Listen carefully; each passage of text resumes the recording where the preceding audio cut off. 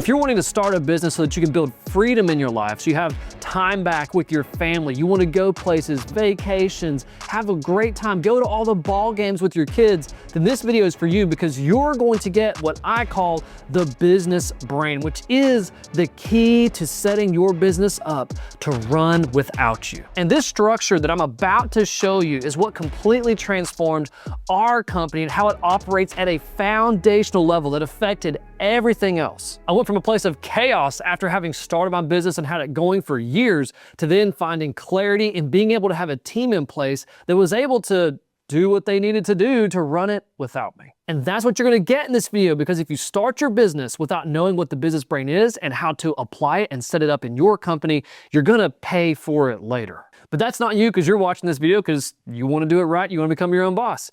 And if you don't know who I am, my name is Matt Pancarina. I am the CEO of the Assett franchise. Assett Commercial Services is the business that transformed my life, and the franchise is just simply what we can do to copy and paste it into your market, anyone's market who wants to become an owner as well. So if you want to learn more about it, check it out in the links down below, but let's dive into the business brain. And just as a precaution, this illustration may extend a little bit up here in the far corner because we've got a little bit to talk about. And what you first need to know with this is that the ultimate way to automate your business is through delegation.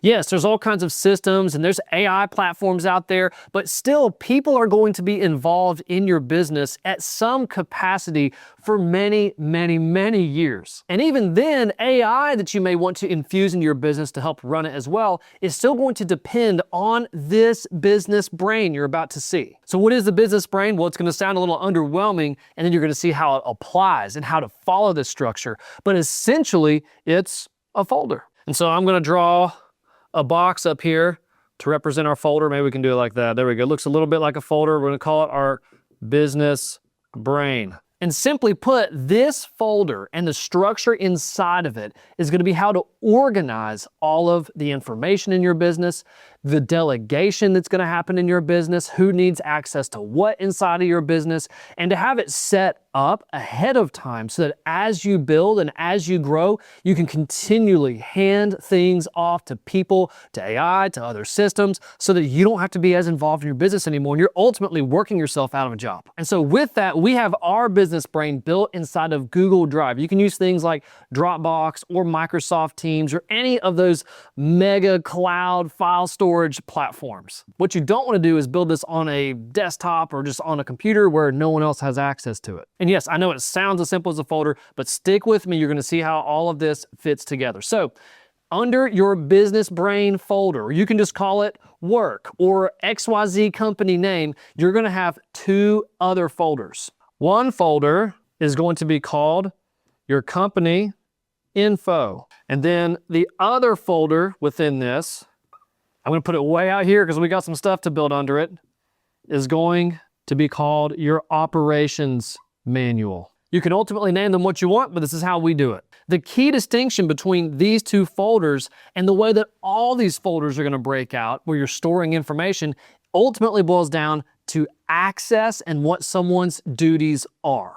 And that's going to continue with the breakdowns under these. And for these specific ones, the company info folder is where you're going to have ownership access. This is something that you're not going to delegate away for a very long time. So in here, you'll have things like your legal info, like your LLC information, like if you filed that type of entity or any other type of entity for your business, I call it entity info, or any sort of legal info. You'll also keep any sort of company tax info in here. You're also going to have any sort of company passwords, and you can have other password storage and softwares for that. But if you have anything that is going to be tightly protected that only you have access to, that's what's inside of this folder. And by the way, we want to be making all of these things inside of specific folders as well and breaking them down for example, with taxes, right? You'll have a tax folder, and then you have the taxes for the year of 2026, and then the taxes for the year of 2027. Oh, there's another one right there. We got our financials, right? So bank statements. And what you're going to do is fill up these folders as you grow. Now, this one is the one folder that's not as set for different types of businesses because it's very flexible depending on what you're doing and your specific ownership style. but you need to cover these essentials and capture everything that you can that's going to be integral to your business and that's proprietary here in this folder. Oh, and one more that I want to add here as we go is anything to do with the IRS or any sort of local taxes. So again, any sort of business license records, any sort of EIN confirmation letters, anything that pertains to the government and regulatory bodies that you don't want anyone else to have access to. Now, later on, you can actually plug AI into here. You can have a specific employee or segregation of employees that have access to some folders and not others that is in here inside of this carefully protected company info folder so that they can start, if they need to handle anything on the legal side, they need to handle anything on the tax side, they can do that. So just know there's not really shared access at the start of your business to this folder. It is specifically for you. Now, the big one that's really going to set your company up to run on its own, this is going to help you keep track of things, not forget things, not let anything fall through the cracks. This is going to be where your team actually operates out of. You can call it ops, you can call it whatever you want to. We just call it our ops manual. What we do is we break our company into 4 different segments of access. The first one being any sort of accounting and finance. Now you might be thinking, Matt, I thought you just said that, special finance docs and taxes and all that are over here in the company info. Yes, these are specific records. This is actual procedures. How do we get access to what we need access to do the jobs? This is any sort of documentation you would have to give to clients, like, for example, a 1099 or a W-9. This is going to have the written procedures for things like how we do payroll. And so you want to think of this like an accounting department, because one day as you scale your company up, ultimately you have executives over each of these departments. And then within those departments, they have specific employees under them. They're going to do things like payroll. And so within payroll, you keep all of your payroll records and any process and any procedure that needs followed. You're going to keep any sort of financial forms that are needed, whether you're going to be signing clients up for specific things, you need to collect their financial information, or vice versa, what you need to provide others. This can also include bookkeeping and the procedures for that. And I even want to include items like insurance, like our insurance COI or certificate of insurance, or proof that we have specific types of insurance. We want to have a place for that here as well. And you can see how this can build out and be filled out into different departments and different segments. And that's what allows you to delegate or share access to just say the bookkeeping folder with a bookkeeper, right? They don't need access to all these other items. They just need access to the only thing that makes sense for their job.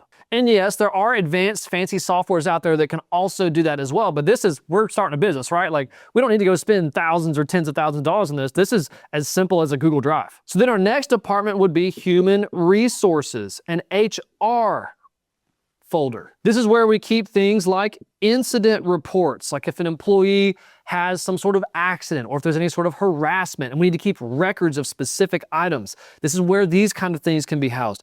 Any sort of employee information. I know I'm shortening it there to fit it in here, but this can be any employment records, again, of anybody. For us and our business, I know a really big one is going to be our hiring documents and process. And within that even, that's where we have our job descriptions, and we have our policy and procedure manual. And not only that, if you have benefits or want to offer benefits at any point. And so again, you can see how this extrapolates out into specific segments that helps guide people to where they need to go if they have access to the whole folder, like an HR director, right? Or someone who you want to have total access to it, or someone who's just over the hiring process and they just have access to the resources that are within that. Next would be our growth folder. This is mostly called sales and marketing, but it has everything to do with growth. So this is anything like your proposal documents. You also have your marketing material. And this folder can have an infinite amount of other folders under it because you can get into tactics and website access and how to handle the website. And if you use AI for image generation, all kinds of stuff can go under this folder. This is going to mostly be resources and procedures for how to do specific things that grow your company. Resources would be like your marketing templates or brochures that could be printed. And then lastly here, I see I'm running out of space. I'm actually going to draw this one a little bit further up here, if you'll bear with me. This one is our production folder. And this folder is typically the largest folder out of all of them. And this is simply because the nature of what it is. Let's think about it. with every other folder in our company, we have our accounting and finance, we have HR and growth so far. None of these have to do with the actual implementation of whatever it is the business is selling and making money with. And that's what is going to be inside of this folder. Everything that supports and enables and guides the team on getting the job done, whether that's you're making a specific product or, like in our industry, you're providing a professional service. So within the production folder, there's a few key folders. I'm sure you may think of more based on the industry that you're in, but you want to be absolutely sure that you have a folder for customers and their information inside that folder. You also want to have a folder for training new staff. You want to have a folder for core process, and this is the actual doing the thing, right? And then you want to have a folder with anything related to supplies and equipment. And so some examples of things that are inside of our production folder, things like checklists or even specific contacts for specific supplies. But I'm sure you get the idea of what is going on here, because now I can have somebody like an operations manager or an operations team that has access to various folders in here. I have someone that heads up my sales and marketing, somebody that oversees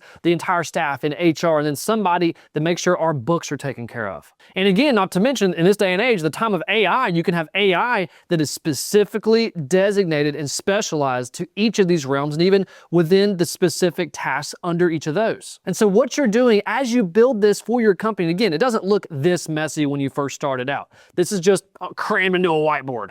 But what's happening is you're properly categorizing information so that not only can you find it faster, making your life far easier, but it's so others can do the same. And that's what makes your business scalable and delegatable and gives you freedom, because now other people can run your company. Now, as mentioned earlier, one day maybe you can have some super fancy, expensive software to run your business. And by the way, within the Assett franchise, we already set this up for our franchisees. We already have everything in place. We know the structures, we know where everything goes. And that's one of the benefits of doing something like a franchise with us. And again, if you want to learn more about that, check it out in the links down below. If you don't, that's totally fine. I just want you to bypass all the pain that I experienced when I first built my company and just had folders all over the place with different titles, not sure what to keep where. So my encouragement to you is think of your company like departments. Who's going to be over a department one day, and categorize those different things under them. This structure works. Start off with this. If you want to change it later, that's completely up to you. I'm sure that there are better ways to do this. But the goal today is to get you started with something, because that's what business is all about, is just getting going. Thank you so much for watching. Again, if you don't know who I am, my name is Matt Pincarina, the CEO of